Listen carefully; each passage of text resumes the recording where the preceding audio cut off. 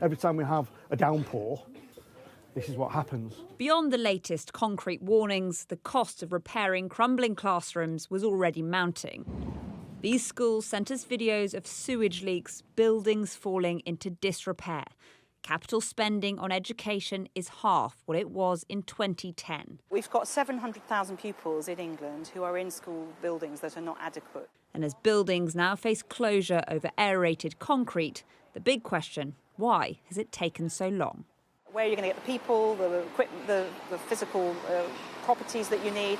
Even the temporary classrooms are going to be challenging on this scale. So on the committee, we look at managing risk, and we think that really, on this, you need to plan ahead. And now documents suggest complaints have been made about RAAC concrete for decades. Experts warning it isn't a proper form of concrete and calling it a booby trap for unsuspecting engineers. We test our cars to make sure they're safe with an MOT test, but we really don't worry about the buildings that we work in and the buildings that we live in. There is no formal certification scheme for anybody testing concrete in the UK, and there never has been. This is why structures are falling down, because we do not maintain and inspect to make sure they're safe. The full scale of this is only just becoming clear. Up and down the country, hospitals in places like Nottinghamshire, Stoke, Kidderminster and Surrey, police stations in places like Scotland at risk. I think there's a great deal to be concerned about, and that's why the Liberal Democrats are calling for Rishi Sunak to convene a Cobra meeting.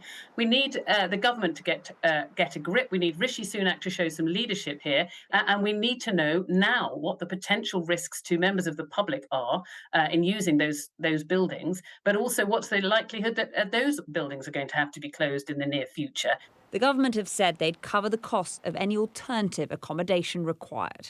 It has not been a great summer recess for this government. No shift in the dire polls, and their policy, particularly on immigration, has been under fire the last few months. What the Prime Minister definitely doesn't need as he tries to turn things round and head towards a general election is parents in limbo over school closures. On Monday, MPs will be back here, a Prime Minister hoping to reset, facing a very visual metaphor of a crumbling country. Ali Fortescue, Sky News, Westminster.